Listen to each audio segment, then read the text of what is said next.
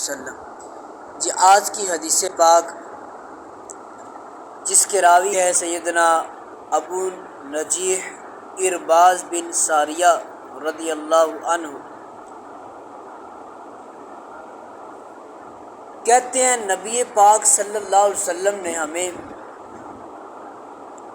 ایک ایسی نصیحت کی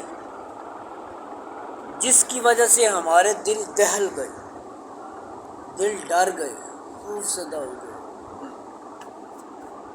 ہمارے دل دہل گئے اور ہمارے آنسو بہنے لگے۔ سرکار نے ایسی نصیحت کی۔ بعض دفعہ بندہ نصیحت سنتا ہے نا تو بندے کا آنکھیں نم ہو جاتی ہیں، دل ڈر جاتا ہے، دل میں ایک کیفیت طاری ہو جاتی ہے۔ کہتے ہیں سرکار نے ہمیں ایک ایسی نصیحت فرمائی کہ ہمارے دل دہل گئے، ہماری آنکھوں سے آنسو بہنے شروع ہو گئے۔ وہ نصیحت کیا تھی؟ آئیے آپ بھی سنیں۔ کہتے ہیں قال وعظنا رسول اللہ صلی اللہ علیہ وسلم موعظۃ وجلت منها القلوب وذرفت منها العیون۔ ایسی نصیحت کی، دل دہل گئے، آنکھیں نم ہو گئی۔ فقلنا یا رسول اللہ صلی اللہ علیہ وسلم کأنها موعظۃ مودع فاوصنا۔ کہتے ہیں ہم نے عرض کی یا رسول اللہ ایسا لگ رہا ہے کہ یہ الوداعی نصیحت ہو، جیسے بندہ دنیا سے رخصت ہونے لگے نا تو جب وہ نصیحتیں کرتا ہے کہ یار تم ایسا کرنا، میرے بعد ایسے نہ کرنا، فلاں نہ کرنا، یہ چیز ایسے کر لینا، اس چیز کو مضبوطی سے پکڑ لینا، اس کو چھوڑ دینا، یہ چیز مان دینا۔ یعنی کہ بندہ رخصت کے قریب ایسی گفتگو کرتا ہے کہ بندے کو محسوس ہوتا ہے جیسے اس کا آخری وقت یار بندے یہ گلاں تے نہ کر، اللہ خیر کرے، کچھ نہیں ہوتا۔ کہتے ہیں ہم نے نبی پاک صلی اللہ علیہ وسلم کی بارگاہ میں عرض کی حضور کیا یہ آخری نصیحت ہے؟ یعنی ایسا ہمیں لگ رہا تھا سرکار ایسے نصیحت فرما رہے تھے کہ جیسے یہ نصیحت آخری نصیحت ہے، یہ الوداعی نصیحت ہے۔ کہتے ہیں لہٰذا سرکار نے کچھ وصیت فرما دی۔ وہ وصیت وہ کیا تھی؟ نبی پاک صلی اللہ علیہ وسلم نے فرمایا اوصیکم بتقوی اللہ، فرمایا میں تمہیں نصیحت کرتا ہوں، وصیت کرتا ہوں اللہ سے ڈرتے رہنا۔ اے میرے صحابہ کرام رضوان اللہ علیہم اجمعین، بتقوی اللہ، اللہ سے ڈرتے رہنا، والسمع والطاعۃ، حاکم کی بات سننا، فرما برداری کرنا۔ تمہارا جو حاکم ہو، تمہارے دور کا حکمران ہو، اس کی بات ماننا، اس کی فرما برداری کرنا۔ اب حاکم کی کون سی بات مانی جا سکتی ہے؟ وہ والی جو شریعت کے خلاف نہ ہو، جو شریعت کے خلاف ہو وہ نہیں مانی جائے۔ اور فرمایا فرما برداری کرنے، اور آگے فرمایا میں تمہیں نصیحت کرتا ہوں اگرچہ کوئی غلام ہی تم پر حاکم کیوں نہ ہو، تم میں سے جو زندہ رہے گا ان قریب وہ بہت اختلاف دیکھے گا۔ بس تم حاکم کی بات کو ماننا اگرچہ وہ غلام ہی کیوں نہیں ہے، تم پر حاکم بن چکا ہے۔ اب وہ حاکم بادشاہت چاہے وہ حبشی ہو، سرکار اسے عطا فرمائے پھر بھی اس کی بات ماننا لازم ہے۔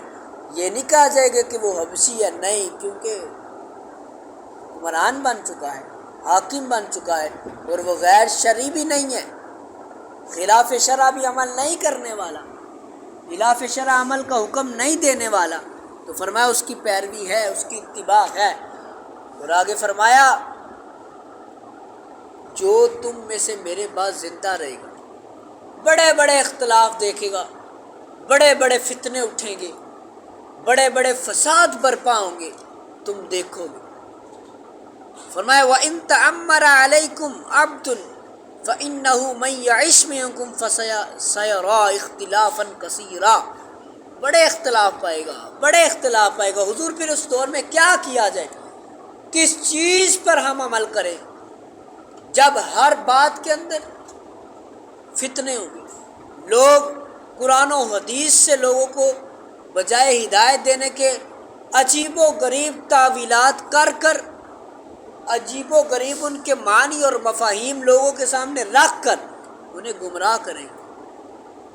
وہ خود بھی گمراہ ہوں گے، دوسروں کو بھی گمراہ ہوں گے جب لوگ ان سے فتوے مانگیں۔ کرنا کیا ہے؟ فرمایا علیکم بسنتی و سنت الخلفاء الراشدین۔ فرمایا اس وقت تم پر میری اور خلفائے راشدین کی سنت پر عمل کرنا ضروری ہوگا۔ جو میری اور میرے خلفاء کی سنت پر عمل کرے گا وہ کامیاب ہو جائے۔ اور آگے فرمایا وہ خلفائے راشدین المہدیین عدو علیہا بالنواجذ وإیاکم محدثات الامور فإن کل بدعۃ ضلالۃ۔ فرمایا میرے بعد میری سنت پر خلفائے راشدین کا طریقہ اختیار کرنا لازم ہے، اسے مضبوطی سے تھام لو اور نئے کاموں سے بچو کہ ہر بدعت گمراہ۔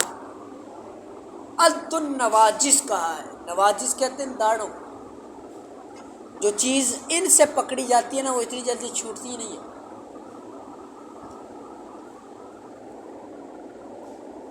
سنایا، ربایا، انیاب، دواہک، نواجذ دانتوں کے نام ہیں نا، تجوید کے اندر پڑھے جاتے ہیں۔ سنایا سامنے والے، نیچے والے سنایا سفلا، یہ ربایا، انیاب، دواہک، پھر آگے جو داڑھے ہیں ان کو کہتے ہیں نواجذ۔ فرمایا عد النواجذ، ایسے مضبوطی سے پکڑنا میری سنت کو اور خلفائے راشدین کی سنت کو، پھر تم کامیاب ہوگے۔ اب سنیں میرے سرکار کے فرامین کی تفصیل سنیں۔ سرکار نے نصیحت فرمائی، پھر فرمایا تقوی اللہ، اللہ سے ڈرنا۔ تقوی کیا تھے کسی نے بیٹا؟ اس کی مفسرین نے، محدثین نے مختلف تعریفات بیان کی۔ فرماتے ہیں تقوی کا معنی ہے نفس کو خوف کی چیز سے بچانا، اور شریعت کی اصطلاح میں اس سے مراد کیا ہے کہ نفس کو ہر اس کام سے بچانا جسے کرنے یا نہ کرنے سے کوئی شخص عذاب کو مستحق ہو۔ کرنے یا نہ کرنے سے، یعنی کرنے سے مراد کوئی برائی کرے تو عذاب کا مستحق ہے، نہ کرنے سے مراد نماز نہیں پڑھتا تو عذاب کا مستحق ہے، یعنی اس طرح کے عمل۔ فرمایا یہ تقویٰ ہے، اور یہ بھی تقویٰ ہے کہ تیرا خدا تجھے وہاں نہ پائے جہاں اس نے منع فرمایا، یعنی اللہ تعالیٰ کی حرام کردہ چیزوں کے اندر تمہیں نہ پائے۔ جو چیز اس نے حرام جس کو قرار دیا ہے وہاں تجھے وہ نہ پائے، تو فرمایا سمجھ لینا کہ تم متقی ہے۔ اور یہ بھی تعریف فرمائی حضرت ابن عباس رضی اللہ تعالیٰ عنہ نے، فرماتے ہیں متقی وہ ہے جو شرک و کبائر سے بچے، شرک، کبائر اور فواحش برائیوں سے بچے۔ بعضوں نے یہ کہا کہ متقی وہ ہے جو اپنے آپ کو دوسروں سے بہتر نہ سمجھے۔ بعض کا قول یہ ہے کہ تقویٰ حرام چیزوں کا ترک اور فرائض کا ادا کرنا ہے۔ بعض کے نزدیک معصیت پر اصرار، یعنی گناہ کرنے کے بعد بتانا میں یہ گناہ کیا ہے۔ میں راتی فلم دیکھی جناب، میں ڈرامہ دیکھا بڑا کمال ہے، وہ تو فلم میری بھی تھی، ساری اس کے سامنے بیان کر۔ ایک گناہ اوپر سے اظہار گناہ، گناہ کا اظہار بھی گناہ ہے، اگر گناہ صغیرہ ہو اس پر اظہار کی جائے وہ کبیرہ بن جاتا ہے۔ بندے بڑے خوشی نال بیان کرتے ہیں، وہ آتی ہے جناب این کیتا، یہ کیتا، وہ کیتا، فلانا گناہ کیتا۔ فرمایا اظہار گناہ بھی کیا ہے؟ گناہ۔ یہ تقویٰ ہے کہ بندہ اصرار گناہ نہ کرے، اس کو ترک کرے، معصیت پر اصرار اور اطاعت پر غرور کرنا۔ بڑا نیک ہے جناب، یہ اطاعت پر غرور و تکبر کرنا اور گناہ پر اصرار کرنا، میں کہتا پھر آؤ، یہ سمجھ متقی نہیں ہو سکتا، ان سے باز رہنا تقویٰ۔ اور فرمایا یہ بھی فرمایا گیا کہ تقویٰ یہ ہے کہ جو پہلے میں نے بیان کیا، اللہ تجھے وہاں نہ پائے جہاں اس سے منع کیا۔ تو یہ بہت زیادہ اس کے معنی جو ہے وہ بیان فرمائے گئے ہیں۔ پھر تقوی کے کئی مرتبے ہوتے ہیں میرے بیٹا. کچھ عوام کا تقوی ہوتا ہے، خواص کا تقوی ہوتا ہے، کچھ درمیانے لوگ ہوتے ہیں. جیسے عوام کا تقوی کیا ہے کہ ایمان لا کر کفر سے بچنا، اور جو درمیانے لوگ ہیں ایمان لائے نیک ہوئے، ان سے یہ ہے کہ جس سے اللہ نے منع کیا اس سے منع ہو جائے، جس کا حکم دیا اس کو کرے. اور خواص کا تقوی یہ ہے جیسے اولیاء اللہ، ہر ایسی چیز کو چھوڑنا جو اللہ سے غافل کرے. اور ہر بندے کو خواص بننا چاہیے. یہ نہیں یہ خواصوں کا تقوی ہے، نہیں، بلکہ ہر بندے کو چاہیے. تو یہ تھا میرا بیٹا تقوی. اب سرکار نے فرمایا میری سنت کو کیا کرو، مضبوطی سے پکڑو. کیا کرو بیٹا؟ کس کس کی سنت کو؟ میری اور خلفائے راشدین. ٹھیک ہے، تقوی کی آپ کو سمجھ آ گئی. اس پر قرآن کی بڑی آیات موجود ہے، آپ نے لفظ تقوی پڑھا ہوگا. بڑی آیات کے اندر اللہ تعالیٰ نے اس کی ترغیب بیان فرمائی ہے، لوگوں کو حکم دیا ہے کہ تم کیا کرو؟ تقوی اختیار کرو.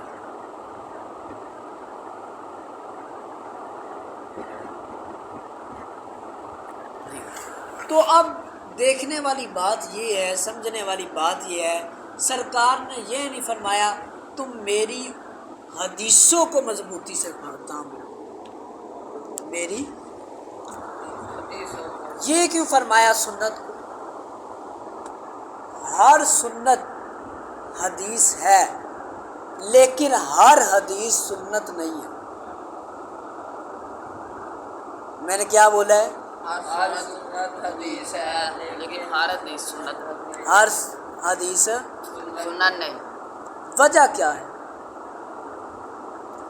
اور ہر سنت لائق اتباع ہے لیکن ہر حدیث لائق اتباع نہیں ہے. یعنی بعض عمل ایسے بھی ہیں جو سرکار نے کیے لیکن ہم وہ حدیثوں میں آئے ہیں. ٹھیک ہے،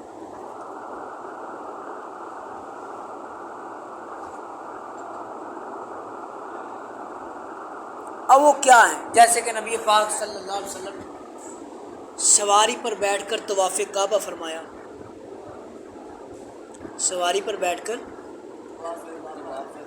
لیکن ہم نہیں کر سکتے ایسا، کیونکہ بے ہمارے لیے اس طرح جائز نہیں. سرکار نے فرمایا، کیا وجہ تھی؟ وہ وجہ ہے، لیکن یہ سرکار کے ساتھ کیا ہے؟ خاص. اس طرح بہت زیادہ عمل ہیں ایسے جو سرکار نے کیے لیکن ہم پر وہ ضروری اور لازم ہے نہیں.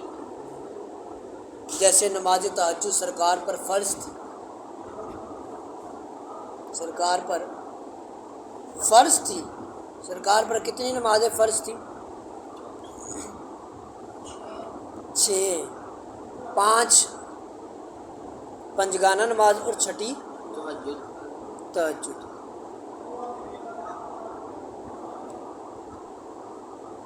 اسی طرح سرکار نے اونٹ پر طواف فرمایا، منبر پر نماز پڑھی. جیسے سرکار نے کیا کیا بیٹا؟ اونٹ پر طواف کیا، منبر پر سرکار نے نماز پڑھی.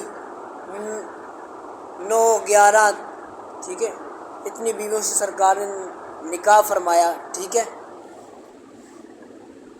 نکاح میں رکھا سرکار نے. اب ہمارے لیے نہیں ہے 9 بیویاں کو کرے ہم. قرآن کہتا ہے مثنا و ثلاثہ و رباع، حد 4 ہے، حد 4 ہے، لیکن سرکار نے زیادہ کی. کوئی کرے گا تو قرآن کے خلاف چلے گا، اور وہ بھی اس وقت کر سکتا ہے جب ایک کے بعد دوسری کے حقوق پورے کر سکے. تجھے مجھے پھر ویسے اجازت نہیں. پھر اگر ہو بھی تو حد اس کی 4 ہے، لیکن سرکار نے اسے زیادہ کی ہے. ٹھیک ہے، حدیث کے اندر آیا ہے، لیکن یہ عمل ہم نہیں اس کی اتباع کر سکتے. ٹھیک ہے، اور سرکار صلی اللہ علیہ وسلم کی سنت کے بارے میں اللہ کا فرمان ہے، ما آتاکم الرسول فخذوہ وما نہاکم عنہ فانتہوا.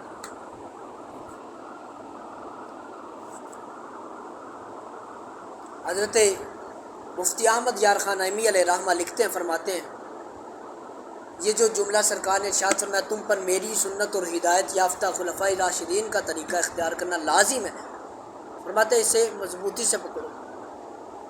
اس کے تحت فرماتے ہیں ہر سنت لائق اتباع ہے مگر ہر حدیث لائق اتباع نہیں ہے، کیونکہ حضور صلی اللہ علیہ وسلم کے خصوصیات منسوخ احکام اعمال حدیث ہیں، یعنی حضور صلی اللہ علیہ وسلم کے کچھ خصوصیات ہیں منسوخ احکام و اعمال حدیث میں ہیں مگر سنت نہیں ہے، اس لیے یہاں حدیث کو پکڑنے کا حکم ہے، اس لیے یہاں حدیث کو پکڑنے کا بیٹا حکم ہے نہیں دیا، فرمایا گیا کہ سنت پر عمل کرو، اور ہم الحمدللہ کیا ہیں اہل سنت ہیں، کیا ہیں بیٹا اہل دنیا میں اہل حدیث یعنی ہر حدیث پر عمل کرنے والا کوئی نہیں ہو سکتا، ہر حدیث پر عمل کرنے والا، کیونکہ میں نے بتائی نا یہ چیزیں حدیث کے اندر آئی ہیں لیکن ہم نہیں کر سکتے، تو پھر لیبل کون سا لگانا صحیح ہوگا، اہل سنت یا اہل حدیث؟ اہل سنت، کیونکہ سنتوں پر عمل ہو سکتا ہے لیکن ہر حدیث پر عمل نہیں ہو سکتا، سمجھ آئی بیٹوں کو؟ آپ فرماتے ہیں ہر سنت لائق اتباع ہے مگر ہر حدیث لائق اتباع نہیں ہے۔